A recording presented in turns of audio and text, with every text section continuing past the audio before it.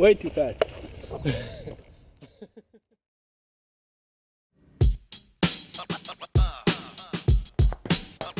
Welcome to Push Culture News. I'm Brian Davenport.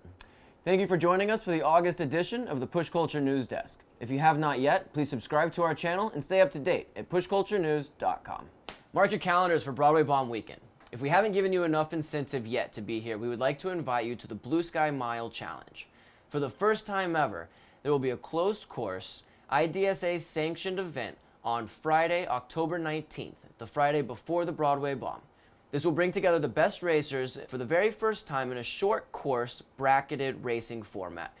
Also in the IDSA world, permits have just been secured for a 24-hour ultra skate to take place in southern Florida this winter.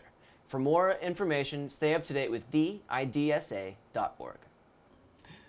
Moving on, there's some cool new decks on the market. If you saw our Maryhill She Ride video, which I can't imagine you haven't, there's naked girls skating down Maryhill, then you saw at the beginning the Jonas Richter Bustin Ratmobile commercial, and this is it. Jonas has been taking this sweet Bustin top mount all over North America, and recently at the Pyrigouds in France, he took second in the Junior 2 class. Congrats, Jonas. This is one of the first production pieces off the line. The final date has not been set for release, but it will be within the next few weeks, so for more information, stay up to date with the Bustin Boards blog.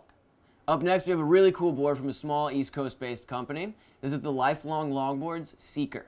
We got to speak with Chris O'Brien, one of their team riders, recently at the Central Mass Downhill and Freeride event, so I'll let him tell you a little bit more about it. This is Chris O'Brien. He rides for Lifelong Longboards, and he also took second place in the Open Freeride today at 16 years old. Congratulations, Chris. Thank you, Brian. I much appreciate it. Cool. Tell me a bit about your Lifelong Longboard. Well, this is the Lifelong Seeker. It's a symmetrical freeride board. It's a top mount. The wheelbase options are 27 and 28 inches. It's got a lot of W concave, 4-inch kicktails, 40 inches long. Real good board. Thank you so much for joining us, and congratulations. Thanks, Brian. And now back to you, Brian. If you've been lucky enough to make it to some of the events this year, you've probably seen the Downhill and Trill van cruising around. It's been captained by Brian Cortright of Texas and his motley crew of downhill skateboarders. They've been traveling to events, hitting gnarly hills in the meantime, and they recently sent us this update from the road. Hi there, I'm Brian Cortright. And I'm Kelly Carter. And today we're bringing you an update from the road. Since Whistler, we've been doing quite a bit of traveling. One of the first places we stopped was Vancouver, where we skated BPs and Caulfield quite a bit. During that time, we did the Lions Urban Assault, which is a 30-kilometer push race from the top of Mount Cypress to downtown Vancouver. So fortunately, I was the only one that didn't get busted, and it was an awesome event. I hope to come back next year.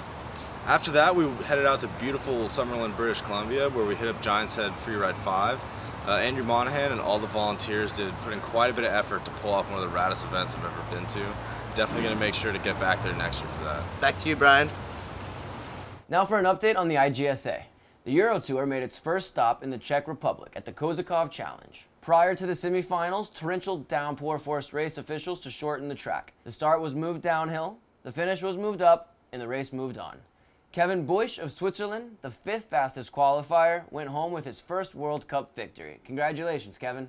Interesting side note, Patrick Switzer missed the final heat. The course was drying and Patrick went to make the change to fresh wheels, but due to time constraints, the heat had to be run without him. However, he was still able to win the consolation round, putting him in 5th place overall. Next stop is Tiolo, Italy, in the Padova Grand Prix. This title went to James Kelly. James has won many races. He's blown us away with high-speed freeride videos, and he has inspired thousands of riders across the globe to push their limits. Now he finally has a World Cup victory under his belt too. Congratulations, James. In 2nd place, atop a Rain Maryhill Special, was Luke Mello. It's nice to see that board can handle more than one course. The final stop of the Euro Tour was in the south of France at the Pyrigouds Never Dies. Again, weather was an issue, and the event did not run as planned.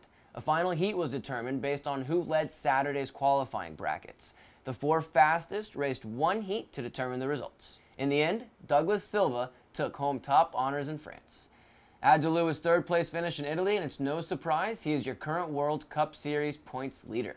Marissa Nunez is the leading lady, and the junior class is topped by Quinn Finocchio of Canada. I'm Brian Davenport, and this has been the August edition of the Push Culture News Desk. If you haven't seen coverage from the Central Mass Downhill and Freeride event, make sure you check it out. Orangutan Ambassador Mike Gerard does a wonderful job organizing that event each year. Please subscribe to our channel at pushculturenews.com and stay up to date so we can keep you informed. This has been the August News Desk. No, I'm trying to be inspirational here.